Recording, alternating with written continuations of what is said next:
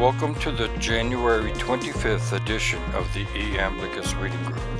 Tonight we begin a strange adventure where we meet the divinely possessed, prophetic dreams, and oracular ecstasy.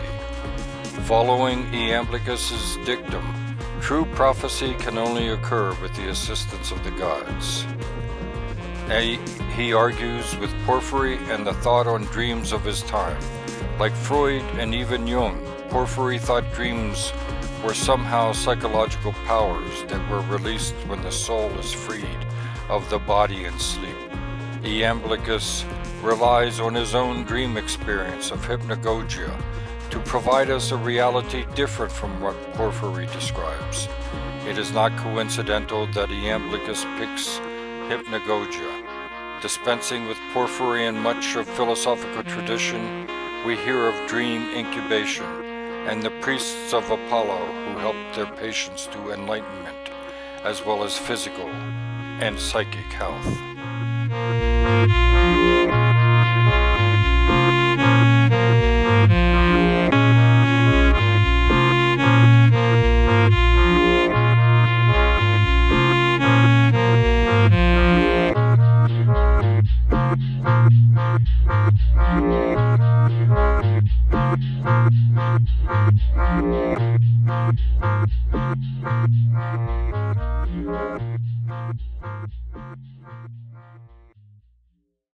Hi everyone, thanks for joining again for the January 25th episode of the Iamblichus Reading Group. We've taken 3 weeks. I'm recovering and I'm doing just fine, but I wanted to make sure that I was able to present a good intro to this session, because now we're starting to get into really the deep stuff of Iamblichus with the Egyptian mysteries. In Book 3 of the Egyptian Mysteries, which we're reading now, and we're going to be talking about today, the first 3 chapters, we finally arrive at Iamblichus's thought on actual theurgic practices: dream, prophecy, divine possession, and oracular ecstasies. Here we find played out Iamblichus's main contention that true theurgic activity occurs only with the assistance of the gods. Much of his description in this section, or this book rather, can strike one as bizarre, especially if one hasn't read much anthropology or history. In these pages we find theurgists completely possessed by gods, calling into question the very ideas of personhood, self-identity, and psychology that we commonly know as ourselves. From his time and place, what Iamblichus reveals to us is an amazing set of practices and underlying beliefs. They strain against our modern secular prejudices. A famous scholar of Neoplatonism, E.R. Dodds, really despised Iamblichus for introducing this aspect of Neoplatonism, and he wrote a book called The Greeks and the Irrational, and that's where he tracks and the progress of this type of strain and these types of traditions within Greek Neoplatonism. We will start this out discussing Book 3 with Iamblichus's analysis of prophetic dreams. As in most cultures, dream played a huge part in Greek culture. One only need read some chapters of the epic poet Homer to see how important dreams were. This importance carried over in many ways, including religious and philosophical and medical literature. Aristotle wrote a treatise on dreams, as did the forerunner of medical practice, Galen. The philosophical school known as the Stoics had very sophisticated thoughts and tracts on dreams. There were professional dream interpreters whom one could consult. Then there are the famous incubation practices in the temples of Asclepius and various caverns and centers throughout Greece. But I'll return to these in a minute. Iamblichus goes to great pains to counter Porphyry's traditional understanding of dreams. For Iamblichus, when we have prophetic dreams, we're not simply employing psychic resources that sleep and dream somehow activates once the soul is disengaged from the body. No, prophetic dreams include states of consciousness where gods come and go and speak secrets that we witness as though from the other side of a mirror. For Iamblichus, there's nothing ordinary about the dreams that theurgists have, and they differ in marked ways from what we normally see in sleep, not in prophetic dreams. The types of dreams that Iamblichus believes deserve the name of prophetic dreams are theurgically meaningful. By theurgically meaningful, I mean anything, psychic, material, or otherwise, that conveys information from the gods to me or others, which is meant to elevate us to a higher state of self and other awareness. We are given access to a world where we see the inner workings of the cosmos, the soul works, if you will, of all cosmic life. If we get it right and prepare ourselves in the right way, the gods will reveal to us a power, quote, on page 127, a power and knowledge embracing things that were and will be, and takes a view of all time, and surveys events happening in time, and it participates in their order, care, and appropriate improvement. Further, it heals sick bodies, and rearranges many things that were discordant and disorderly among human beings, and also it often transmits the discoveries of human skills, legal regulations, and the establishment of customs. Reading the part about healing reads similarly to what Freud and Jung write about. The part about, quote, discoveries of human skills, legal regulations, and the establishment of customs reminds us of luminaries like Beethoven, Richard Wagner, Walter Scott, Dali, Thomas Edison, Nikola Tesla, and Isaac Newton, who all relay the news that they had profound insights conveyed to them via the types of dreams that Iamblichus talks about. Let's drill down some more into what Iamblichus supposes from the general consensus and his time about the meaning of dreams, and how he sees that prophetic dreams differ. According to Iamblichus, Porphyry and others believe that, quote, when we are awake in respect of the other life, we use mostly the life in common with the body, except perhaps when thinking or engaging in pure thoughts. We detach ourselves wholly from the body. But in sleep we are completely freed, as it were, from chains confining us, and we engage in the life detached from generation. In this view, which Iamblichus opposes but Porphyry affirms, sleep frees us from the bodily functions. Freed from the limitations of bodily organs, I can now engage in a life detached from generation. In this state of bodilessness, I get in touch with processes and functions that give access to the unseen forces that lie behind the body's natural functions. These new powers enable me to identify diseases and sickness that I wouldn't otherwise see.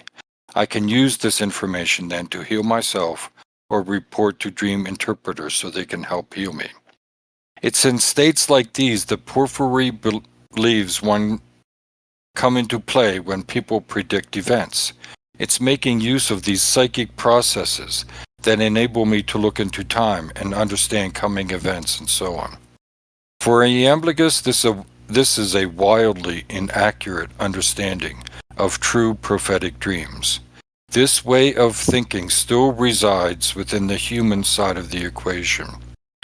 Real and true prophetic dreams must, to be prophetic, originate in a different world and thereby present an entirely different way of looking at life. Iamblichus doesn't oppose these ideas with a philosophical argument, as one might expect. That is, he doesn't say that because of the ontological nature of everyday dreams, they are not allowed to be considered, nor does he invoke the gods in a syllogistic manner. That is, prophetic dreams are caused by the gods, I've had a prophetic dream, ergo they must be from the gods. Instead, he appeals to empirical data and experience. On pages 123 and 123, he writes, dreams called God-sent do not, however, arise in the way you describe. He's talking to Porphyry, of course. On the contrary, either when sleep departs just as we are awakening, it is possible to hear a sudden voice guiding us about things to be done, or the voices are heard between waking and going to sleep, or even when wholly awake. And sometimes an intangible and incorporeal spirit encircles those lying down, so that there is no visual perception of it, but some other awareness and self-consciousness. When entering, it makes a whooshing sound, and diffuses itself in all directions without any contact, and it does wondrous works by way of freeing both soul and body from their sufferings. At other times, however, when a light shines brightly and peacefully, not only is the sight of the eye possessed, but closed up after previously being quite opened. And the other senses are awake, and consciously aware of how the gods shine forth in the light, and with a clear understanding, they both hear what they say and know what they do.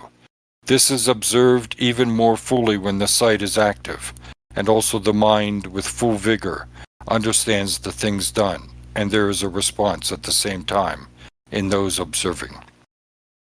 Note here that the other senses are awake, not asleep as in normal everyday dreams. But we are also passive observers, indeed almost taken over by the vision against our will. Emma Clark's, who's one of the translators of the Egyptian mysteries, says, Iamblichus wanted to divorce his own ideas from those of the average dream interpreter, and needed to find a dream state suitably strange and intangible to claim as divine. Given his view that inspiration occurs only in an inert and quiescent recipient, Iamblichus no doubt liked the fact that hypnagogic visions appear to inflict themselves on the passive individual. Such hallucinations have been described by one psychologist as, quote, seeming to force themselves upon the passive subject, unquote. In dreams, by contrast, quote, the individual may experience himself as an active participant in an adventure, unquote.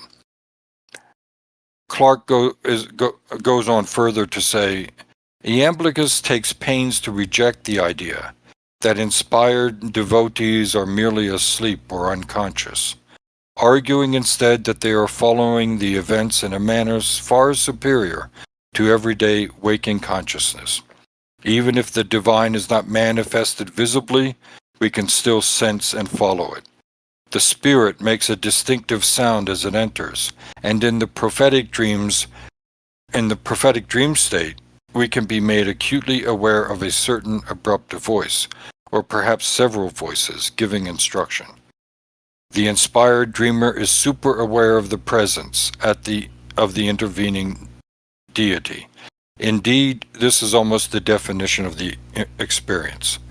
The importance of this awareness partly explains why Iamblichus was drawn to hypnotic hallucinations, rather than ordinary dreams, for in the latter we are fully awake, while the hypnagogic state is one of semi-consciousness. As Clark notes, what Iamblichus describes here is a state of hypnagogia. It's a common phenomenon worldwide. I have experienced it numerous times, often in terrifying scenarios. It is a state of weird clarity that comes before one sleeps, one falls into consciousness, or one is waking. The Wikipedia article on hypnagogia notes that thinkers, scientists, and artists have all communicated their experiences in this state. One ancient writer who also believed that hypnagogic dreams were divine was Aemilius Amicus. He was writing about hypnagogia and the ancient practice of incubation. Thanks to the careful scholarship of Peter Kingsley, we now know that priests of Apollo acted as guides through the dream world to bring people to physical and psychic health. Incubation was at the heart of their practice. The god associated with his healing incubation is Apollo, but he's not the Apollo of the sun per se. Rather, he's the dark Apollo of the dark places of wisdom, as Peter Kingsley writes. Either in special temples or often subterranean cells, where darkness began to eclipse the difference between waking reality and sleep reality, those who are incubated attained both physical and psychological healing. In a nutshell, during dream incubation, one is placed in a dark place with minimal sound and interaction. Over the ensuing days, sometimes weeks, the patient experiences a state wherein the line between wakefulness, sleep, and dream melt away. In this state, the mind is released from its everyday psychic moorings and is let loose on the tides of thought, emotion, and whatever else comprises reality and illusion. If you're interested, there's an interesting video, a recording by, I believe, Earl Parnell, who does a lot of work on Iamblichus and the Neoplatonists. Peter Kingsley shows that the philosophical tradition emanating from Empedocles and Parmenides also have their basis in this dream subculture. Parmenides' great poem, in fact, is that philosophers thinking on illusion and reality is probably influenced by experiences in dream incubators. But of course, we have to remember that when Iamblichus is talking about this hypnagogic state, he's speaking only in terms of these states being from the gods and not emanating in any way from either a biological or physical source. I just wanted to note a few things before we move into our discussion. In Book 3, Chapter 2, Iamblichus says, "On the contrary, either when sleep departs, just as we are awaking, it is possible to hear a sudden voice guiding us about things to be done, or the voices are heard between waking and going to sleep, or even when wholly awake." This part about even wholly awake, I think Clark doesn't pick up on that, but I can attest from personal experience that I've experienced this several times. And the one example that was really clear to me was when I came out where I am now to college, and I stood at the steps of the college looking west. I distinctly heard a voice saying that I would die in this state. I came to this state from a different state, but that this voice was telling me that I would die here. And even though I have gone from state to state in the interim, I am almost likely dying here for sure. I've also heard the voice when I began to pursue occult studies again. And after I adopted the breathing method I learned from my mother as she died. One final note, I know this has been long. To get clear about this, we need to understand some of the psychic mechanics that Iamblichus makes use of here. For one, obviously, there's the soul. The soul is a piece of the divine that has traveled through the etheric and material worlds to be attached to a human body. To travel, however, it needs a vehicle to move between these different worlds. That is why the Demiurgos encases the soul in a spirit vehicle, the okema, to travel from one world to the next. The okema is not just an encasing husk, however. It is like an organ that enables the soul to interact with material entities. Everything except thought originates with the okema. The apparatus in play here is the imagination. With the imagination, we as souls are able to see the material world and interact with it as needed using bodily organs.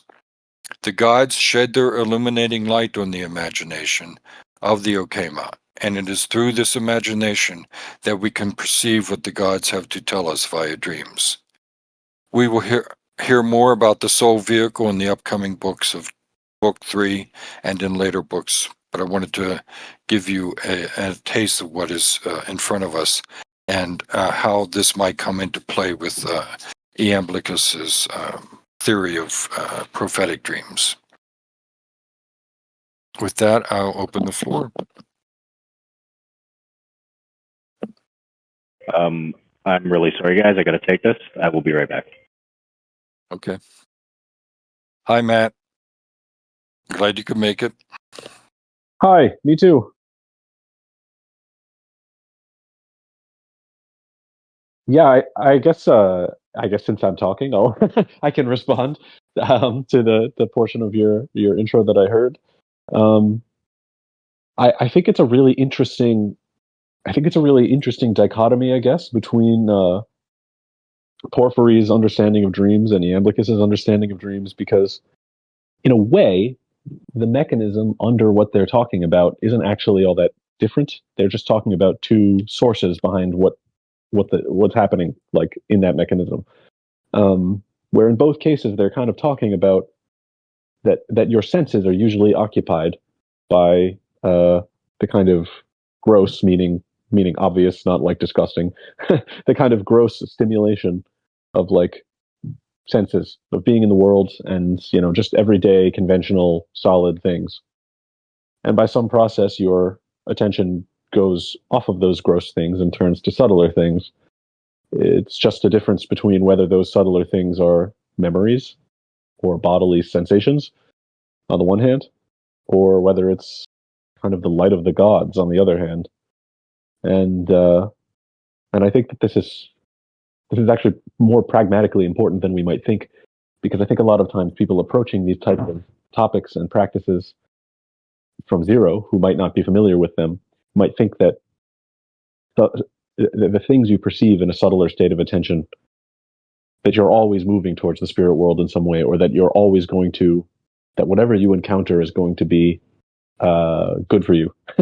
And it's good to remember that even when our attention becomes more subtilized, that the things that we perceive can come from different places, and that we should be very mindful of which influences and which states we're cultivating.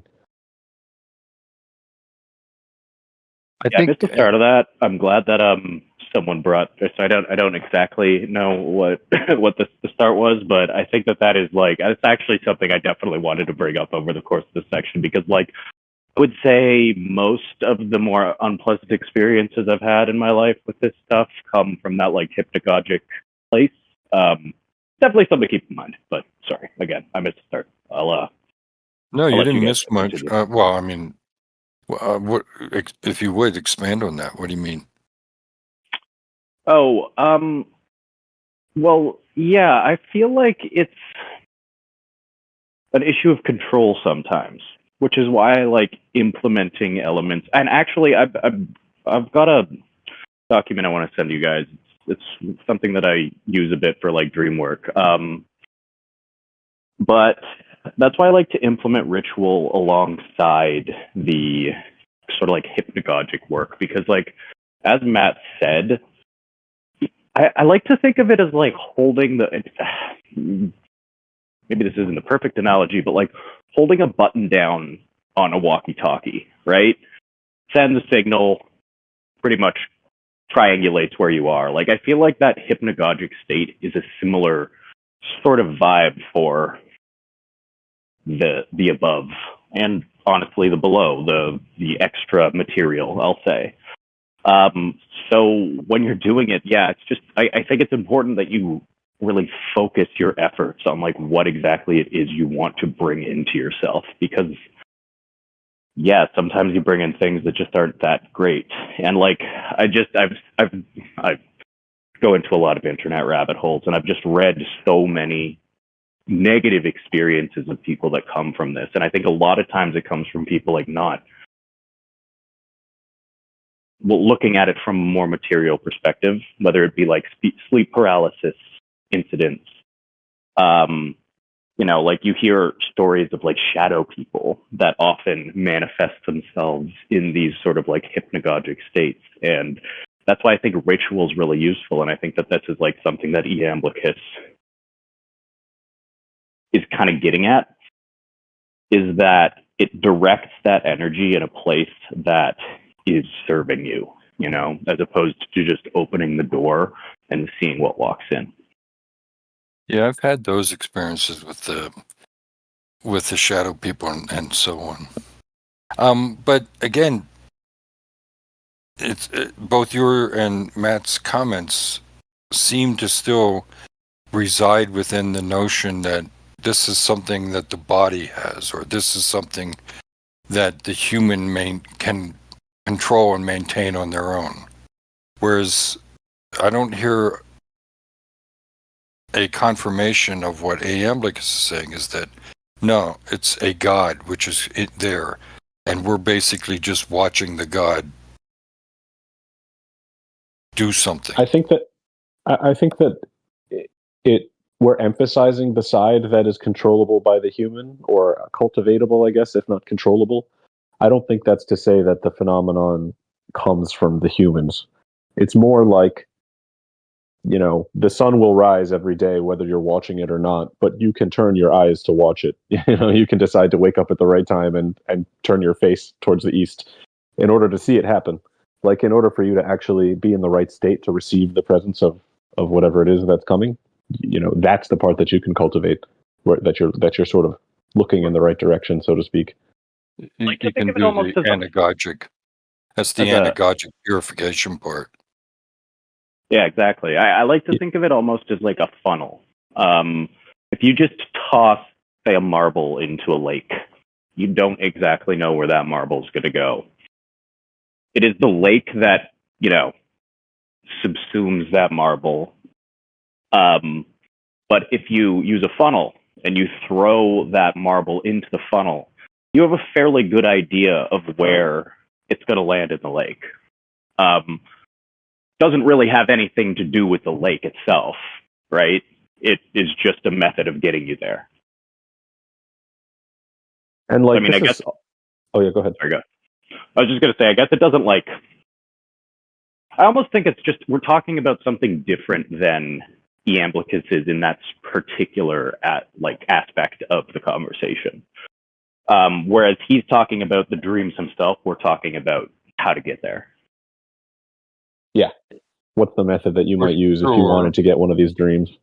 For sure, but yeah, does he provide a method? I think that's all part of the theurgic ritual which you're talking about, Ryan, and I think that there are certain of these rituals that we can perform which will make ourselves completely passive in such a way but that not we only then become passive. only passive.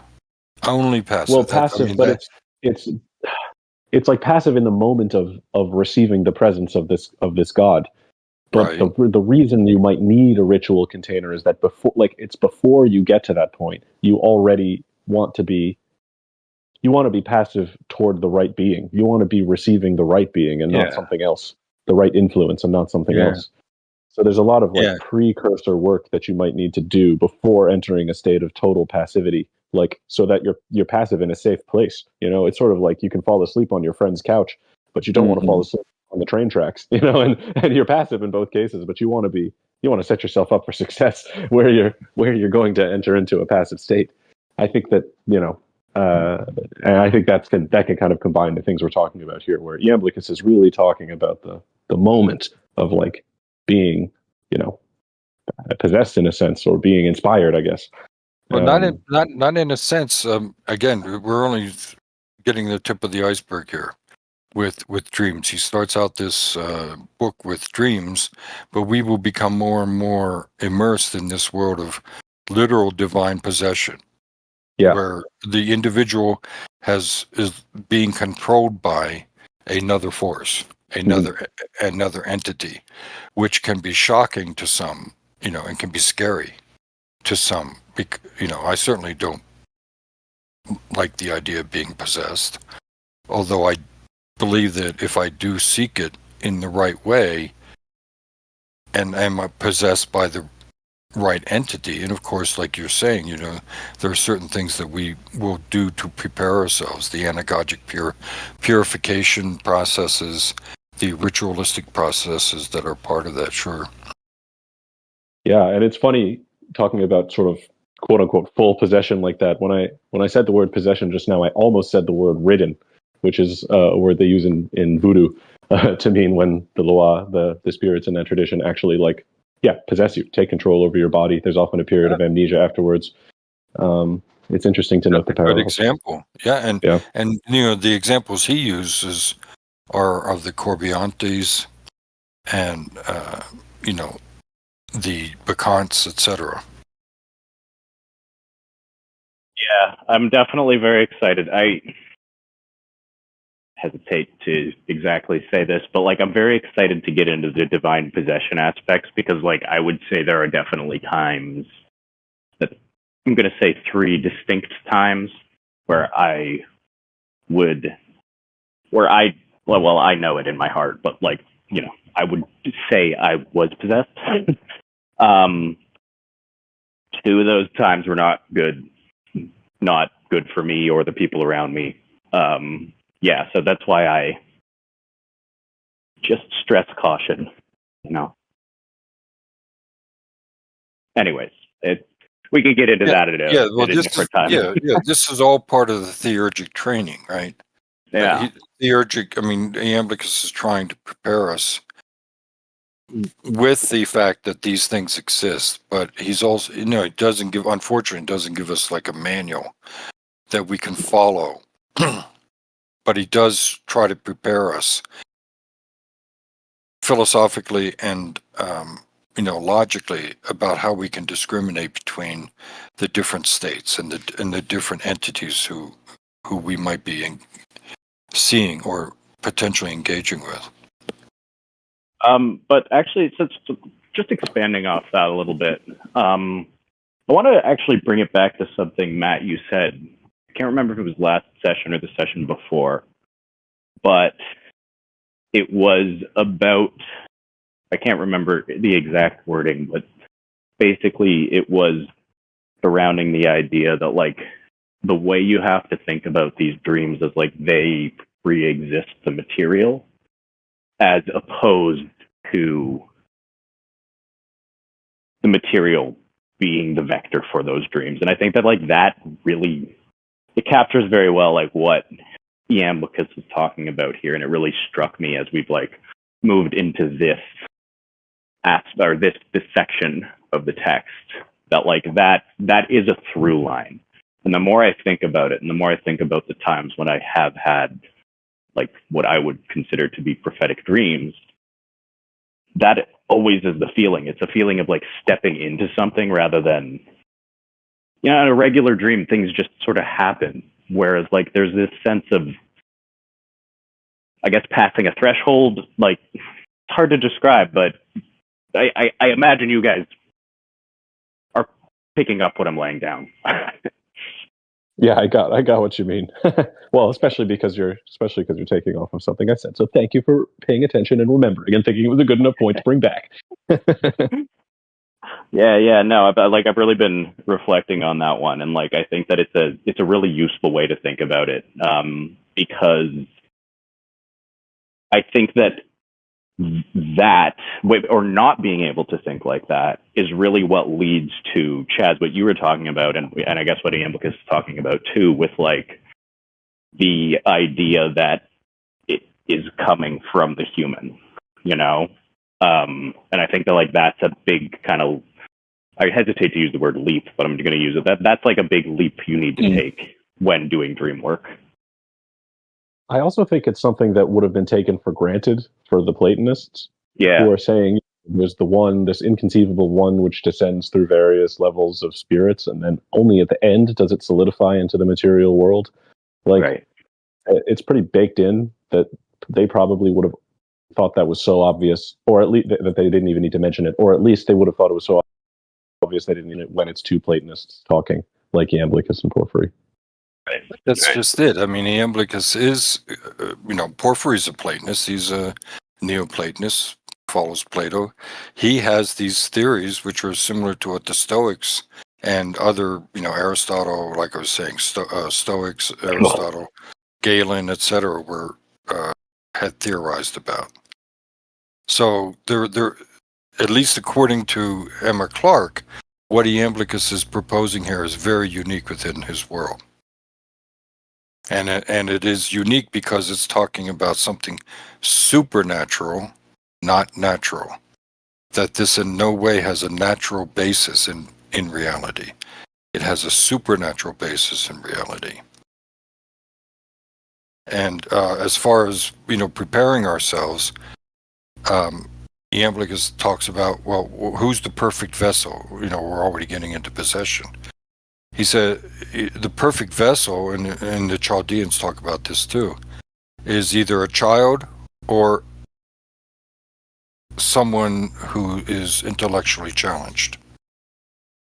They are the perfect vessels for possession, divine possession, and these other practices.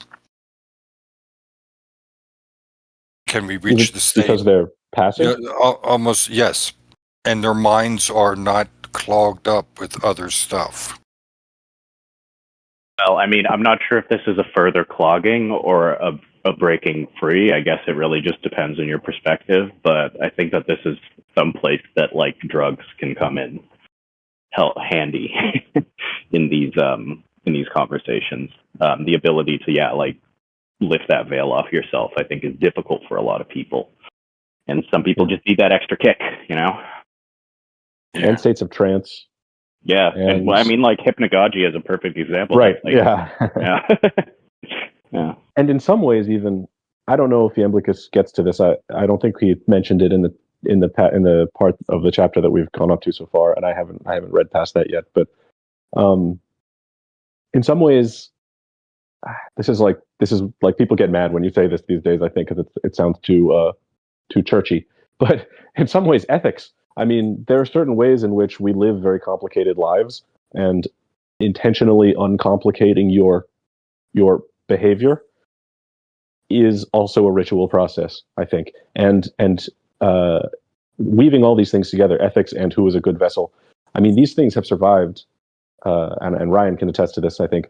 These things have survived straight into the European magical tradition in the grimoires, in the Middle Ages. Hundreds and hundreds of years after Iamblichus, in which they would say things like, for several days before the ritual, you should, not everybody does this, but you should practice abstinence. You should, avoid drinking. You should avoid eating meat or something. You should pray every day. You should go to mass, and you should have an assistant with you who is a child, and they wouldn't say a mentally challenged person, but they would say sometimes they would say a virgin. So similarly, someone who has not been complicated, who has not been filled up with all of these complicated dynamics of the world in their telling of it anyway. Yeah. Johnny, what do you think? Sorry. Go ahead. No, that's fine. Farjana, what do you think? Oh yes, no, I was just listening, and well, from my experience, there seems to be different levels of dreaming. I can talk about 4 distinctive ones for me. The shadow people, yeah, I've experienced that. It's really, they do look like shadows, and they look like shadow people, and they're not very pleasant dream states to be in. And I think what happens is that you pass through these stages. That's how it feels to me anyway. So the ones that are more common to me are the compensatory ones, which are, things that happen throughout the day, things that need to be resolved. So they tend to be the more kind of generic dreams that really don't make much sense. That's how it is in my experience. And then it will be the next level down, which will be very symbolic. And the symbolic type of dreams is a deeper type of communication. And I think this is the one that Carl Jung goes into more in his work, where there's communication from the soul, like this is what's going on with you, or this is what you need to look at, or this is a matter of urgency, or this is an area that needs to be resolved, or this is a part of you that is in trauma. All of those kind of things will come up at that phase. But then when you transcend all of that and it becomes much more subtle, it does go into an area of a type of communication and knowledge that's passed. And that's happened a few times, but it's more, I think that I don't remember it a lot of the time. I think it's probably what's known as dreamless sleep. We're made to forget that, almost as if there is a union with God at that time. But because it's deep dreamless sleep, we're made to forget it. And I think that that's where we do spend a portion of our time during sleep. So we go through these different layers, and then we remember what we remember. And what does but what I do remember is the waking up part. So when I'm coming back from where I was, I'll go through the stages again, all these different levels again. And then as I'm kind of waking up and I'm not kind of fully awake, that's what I tend to remember the most. This is the time that I'll remember the parts that I'm supposed to remember.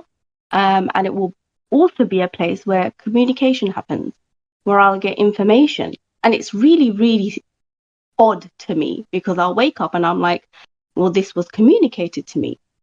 And I've had that a few times and like throughout my life. And a really weird thing that would happen like during that time, like I remember it because it's quite funny, is I'd have like exams coming up like that week or the next week. And I'd be communicated some of the answers. And I don't know if that's just a brain thing, but strangely, it would be similar things on the paper. So that's the first time I'd come across that phenomena. But as time went on, the communication was different. It was more about knowledge and the areas that I was interested in my life. And then I recognized, oh, so this is a different type of communication, and this is, what I remember from it. So that's how I've come to experience the different types of dreams. And for me, they seem to fall into these kind of categories. But I do believe we go through all of them. I believe we go through the psychic world as we're going to sleep, and then we drop into like a compensation kind of area that deals with things going on within us. And then we go into more symbolic type of a symbolic place that's full of symbols and symbolism. And then we fall into the deep dreamless sleep. So that's been my experience. And this idea of disengaging, which is, I think, what we can replicate while we're awake.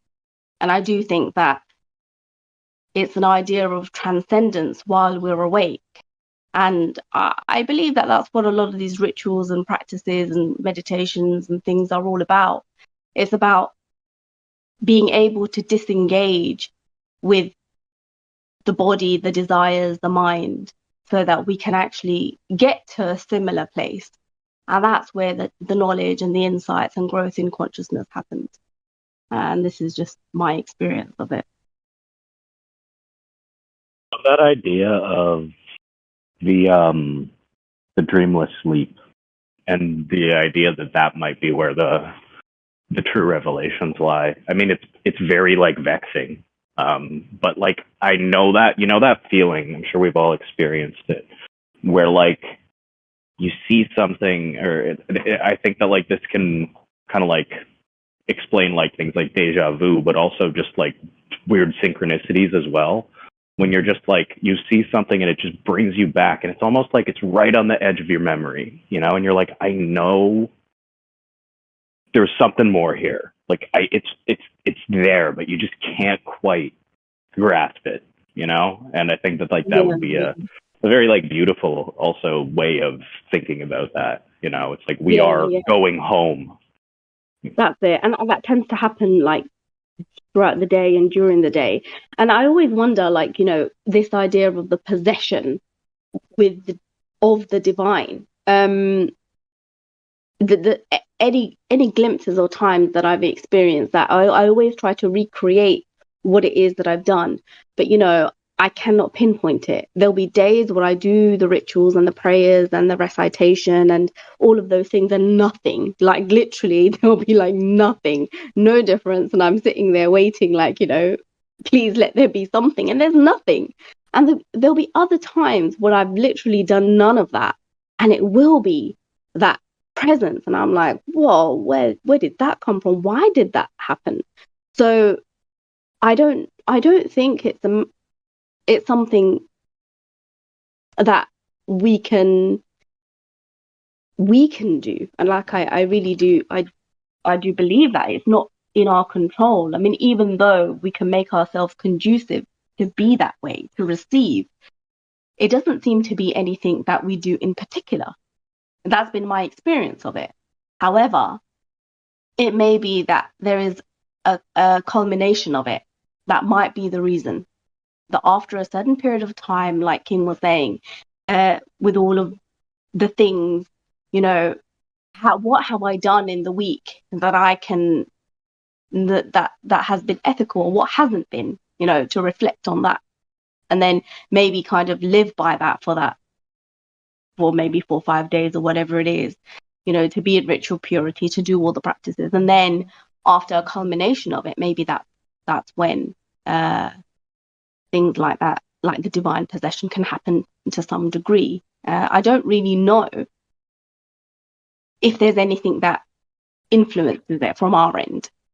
But there certainly seems to be times where it feels like I've done nothing of the sort, but then it kind of happens. And it tends to be glimpses, so nothing like dramatic or, things that I can really kind of claim. But it seems to be more of a glimpse, like an opening, or like a veil has just moved, shifted for a while. And I always wonder, was it something that I did in the week, or was it something that I thought, or was it something that I came back to? But it doesn't seem to be dependent on the amount of trying that I do. It seems to be more of a disengaging and letting go and being. It tends to be more that rather than a doing. I think that's kind of the state of receptivity that Iamblichus is talking about too. It's not like you can make it happen because you're not the one doing it. Yeah. But I think that you can also set yourself up for being more likely to slip into that kind of a state. I think that's where the doing can come in, is to help set you up. But in the end, you don't really know when it's going to happen because you can't do it. You can't actively do it. That's I think that's all. Sorry, go ahead. Yeah, so we can't make it happen, but we can make ourselves conducive enough to be receptive to it. And I think that's all we can do. It's like a sneeze. It's like you can't make yourself sneeze, but you can sniff pepper or something. You can go to someone's house who has a cat and put your face on the cat's fur and try to make the conditions right so that you will eventually sneeze when it happens. Yeah, but if only it was as easy as that. I mean, if there was a manual, it would be really great, like a step-by-step thing. But I don't know. I don't think there is one. Well, that's why we were looking at some of the Greek magical papyri as far as possible theurgic practices, for lack of a better term, magic practices that we could participate in, and can we adapt those to inculcate? A lot of those are dealt with dreams. Sorry, a lot of those, not a lot, but a nice percentage of the magical rituals revolve around dreams in the magical papyri. The question is then, why isn't it possible every day? Like, if I want to do this every single day, then would that happen every single day? And it doesn't. So what's the determinant? I think that is because the Iamblichus is right in that, like, this isn't from you. This is from an external source. And you can't make God do anything. Yeah. And, like, in terms of... I think that, like, because it's so funny, because, like, anyone who has practiced magic will tell you it definitely works. But it's not replicable, which is why it will never, like, really be accepted in the current materialist, like, construction of our society, because, like, it doesn't work every single time. And I think that is because it's, like, for the very reason that you are interfacing with an external being, an external thing, that makes it all work, that, like, puts it all together. And I really kind of like how this concept explains that lack of replicability in, like, occult sciences. Yeah, super interesting. But I've also found that just about like ritual purity and making yourself ready to receive these states. The idea of like uncomplicating life. I think that's brilliant because yeah, I've definitely like had good results when I've like tried to do ritual purity in a very like ritual purity TM sort of way, you know, like based on the magical and spiritual principles that I've read, these sorts of things, you know. But I also think that like a very effective way for me creating ritual purity in myself, and like dreams is like number one thing that I would say this makes you more receptive to, is trying to like actually step away from material society. And like I'm not saying go become a hermit. I guess actually that's exactly what I'm kind of saying in you know, very focused ways, because like sometimes for me I feel the most ready to receive when I go up to my family's hunt camp. It's in northern Ontario, like in the middle of the bush.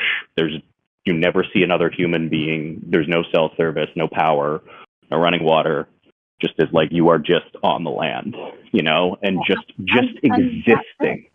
Yeah, I think that is one of the determining factors, actually, because we hear it, asceticism, and from all the mystics, that's what they went to do. Like even the famous stories of Moses going for 40 days and Jesus, and they all have that exact same thing. So it would make sense. And actually the same thing for me. When I have gone into some kind of solitude or seclusion, it makes it happen more. And it does. It really does. It's one of my personal main determining factors. Yes. And I think this is where the idea of being in the darkness for X amount of time and, you know, being in a cave or whatever, that's really what does. And it is. I think there are times that we do need to go and do that. And we do need to become a hermit and really kind of go into seclusion away from society. We hear that all the time, do we not? Isn't it the same exact setting? It really is. I mean, okay, just for argument's sake, like you've got a baby and the baby's crying, like, you know, and then you want to go and do your ritual practice. It doesn't work. Not the same. Not for me anyway. Yeah, well, yeah. I can't speak to that personally, but I can imagine. But yeah, like there's one instance that I just want to bring up with this. It was last May 24, so for Farzana, obviously you know what that is, but in Canada, Queen Victoria's birthday is a public holiday, May 24th. Right. Yeah.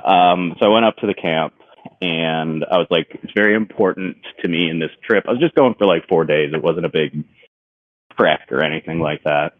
Like, I don't want to bring in much food. Like, I'll bring in breakfast stuff, but the rest of it, like, I'm fairly good at foraging and like fishing and stuff like that. The rest of it, I'm going to try and like live off the land. And I was actually fishing. I was just like very focused on fishing. And again, like no headphones in. I wasn't like listening to a podcast or music or anything because phone was dead. There was nowhere to charge it. So it was just like I was just fishing.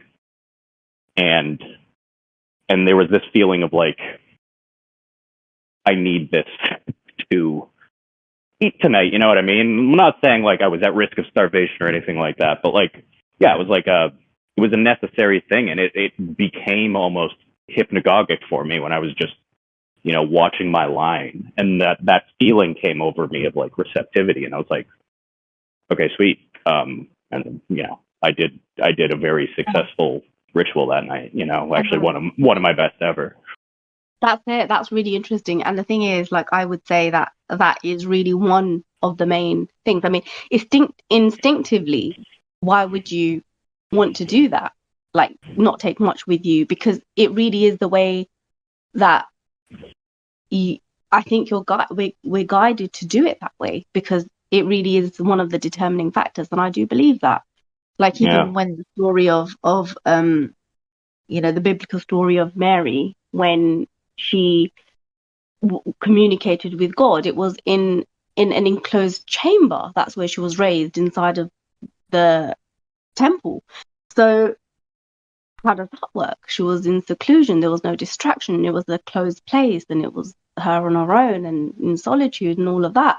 So I do really think that that's one of the main determining factors, actually, now that I kind of think about it, because when I've gone to places like this is really when I've heard things the most and really experienced it and been the most receptive. Yeah. For the record, I caught the fish in the end. Oh, good. Yeah. So, somewhat interesting too, I think, is this state of receptivity, which like this state of sort of liminality and receptivity that's usually associated with hypnagogia, but can be in other states of consciousness too, is often associated with the astrological sign of Pisces, the fish. So interesting layers there. But and Iamblichus also says, he kind of sprinkles this in without really elaborating too much, at least in the part that we've gone over so far in the book club. But he does kind of sprinkle in that it's possible to access this in states of consciousness other than hypnagogia, and even, as Chaz highlighted, even being fully awake. So yeah.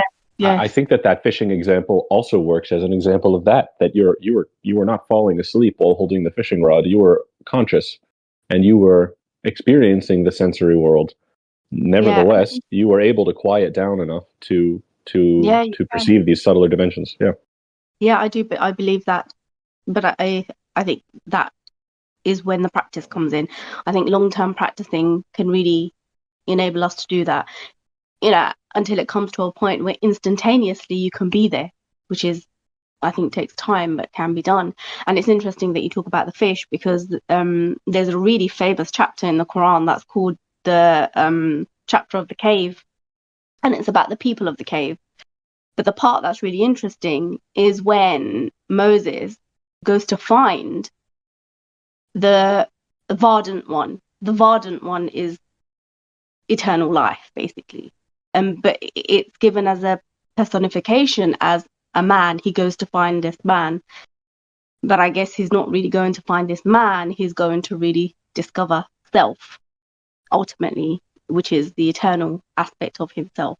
But what's really interesting in this story is that he says to God, I'm going to go and find him, even if it takes me many, many, many years, meaning I'm not going to stop until I find him, which I think is the same journey that we're all on. We're not going to stop until we find it, or whatever it is that we're looking for, to be one with the one or transcend. I think it's all the same thing. But then when he went on this journey looking for him, it was where the two oceans meet.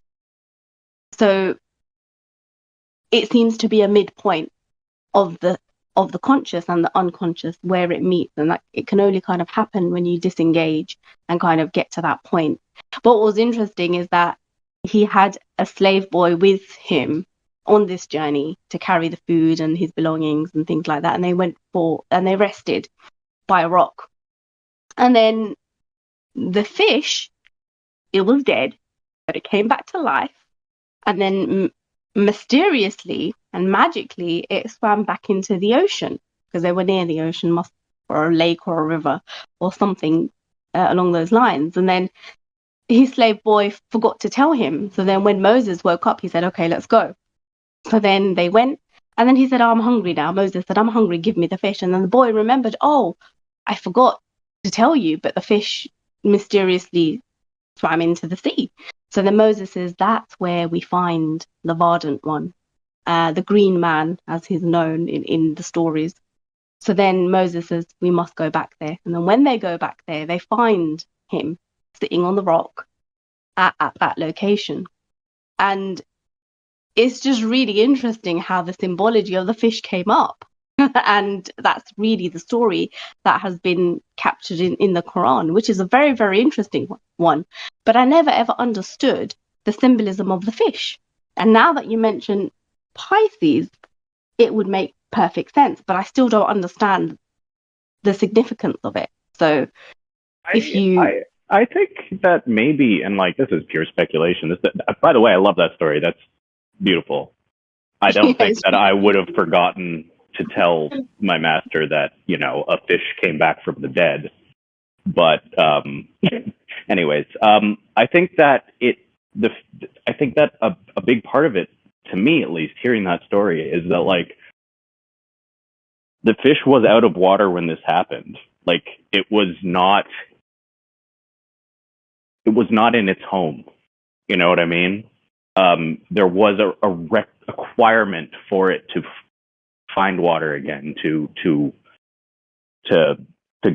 go back home. You know what I mean? And like that whole like fish out of water symbolism, I really like. I identify with that very strongly. Oh, right, yeah, that would make sense. Yeah, and then so would the fish represent the thirsty souls wanting to go back home? Is that? Yeah, I think that we're the fish. You know.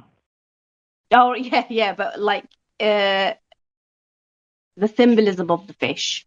So we would be the fish or the soul that wants to go back into, because the water is symbolized as life giving. It's like the eternal fountain and things like that. So that would make sense. So what was you saying, King, about Pisces? Like, what did you say again, just regarding that? That it's often associated with sort of liminal receptive states of consciousness, like the one that Iamblichus recommends for getting possessed. Oh, right, okay. Yeah, interesting. And a lot of it has to do with like the way that, I mean, I think that I don't think that the symbols of the fish in these two cases are necessarily identical, but I do think if you hold them up next to each other, it's pretty interesting, because a fish swims in the water. It swims from place to place. If there's a place where two oceans meet, you know, a fish will be able to traverse that no problem, because to the fish, it's just water. It can go from one side to the other, and can flow, you know, fluidly between states. Yeah. So that's where I think it's like this disengagement of the soul. If it's able to disengage, it can not only move back and forth between the two places or the two oceans, the oceans of consciousness, being awake in the world, and the unconscious realm. It can transcend both. It can swim through both, but then it can transcend all of it where it goes back home. I mean, yeah, that would make a lot of sense. Thank you. Thanks for sharing that story.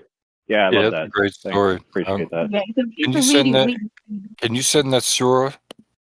Yeah, it's a very, very famous surah, because it's called The Cave, and it's one of the main parts is the people of the cave. And the story of the people of the cave is really, really famous. I think the actual cave, I can't remember where it is. I think it's in Syria, where they actually have a whole kind of tourist place, and it's really an actual place, and they preserved it. I think it's like Christians of Syria have preserved it. I'm not sure where it's exactly located, but it's about their story. And they're a group of young boys. I think there's 7 of them, the 7 sleepers, I think they're called. And what was happening at that time, it was a time of tyranny. So the king that was coming, he was basically secular and wanted to rule the place with like a godless town.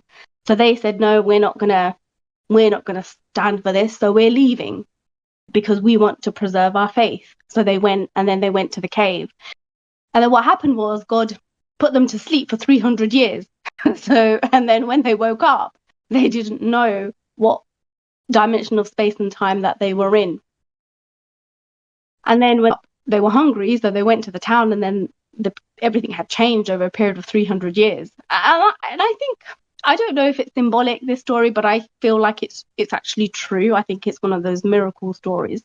And then when they come back, and then they see their clothes and the way they're talking and their money, and they say, you know, who are you? Where did you come from? And then that's how they get revealed. And that's the story of the people of the cave. They preserve their faith. And the reason that this story is so important for the Muslims, and we're told to recite it every Friday on the holy the blessed day of Friday, which is an important day for Muslims, is because to protect us from this secularization of the world, which we were told that was coming.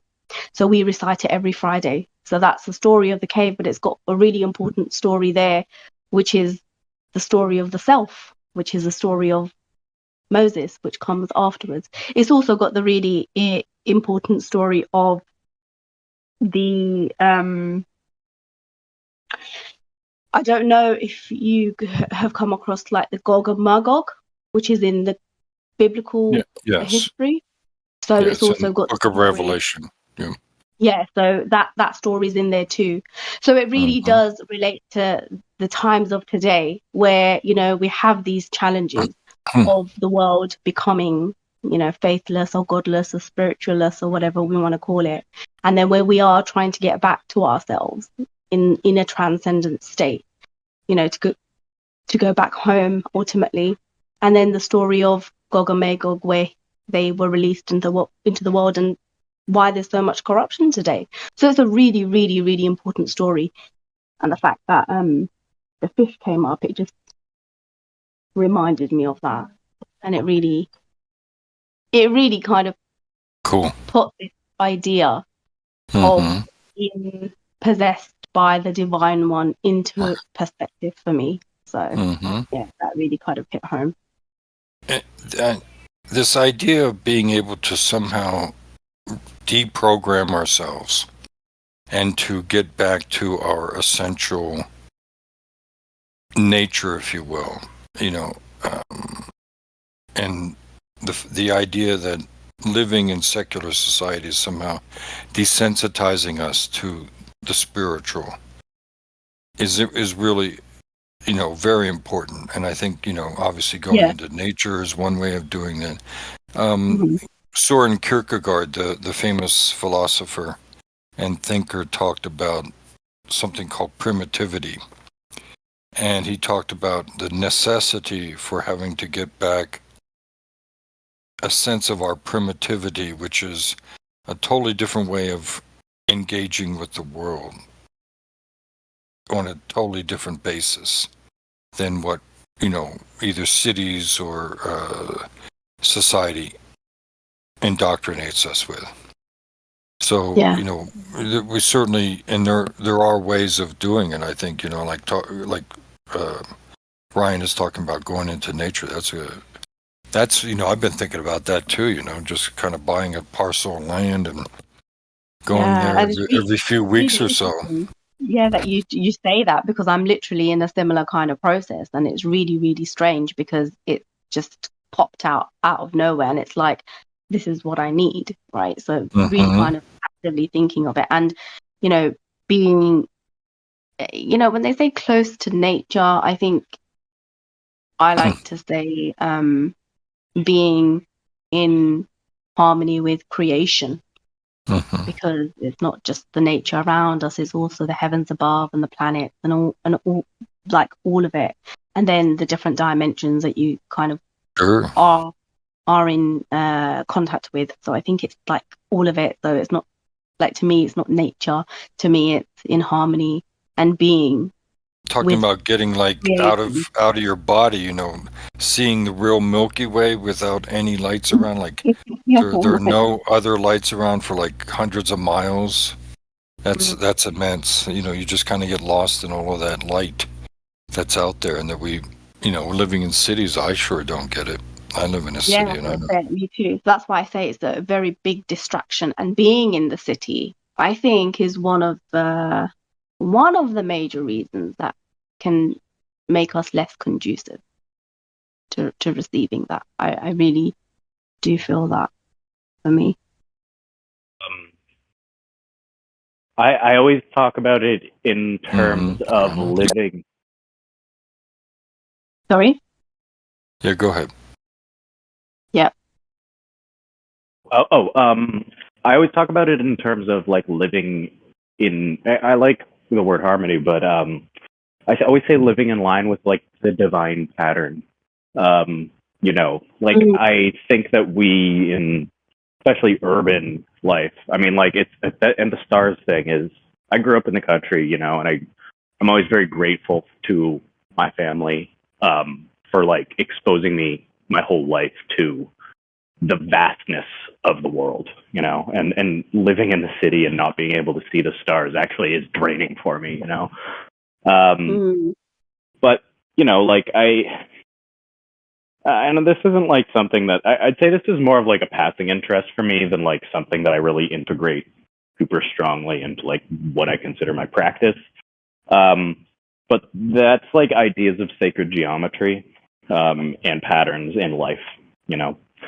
And I always think of living that way outside like our urbanized life as being in line with the divine geometry, you know, and I think that like that, again, like if we want to talk then about why it opens up receptive patterns within you, and if we want to bring it back to like symbola and signifiers, you know, like I think.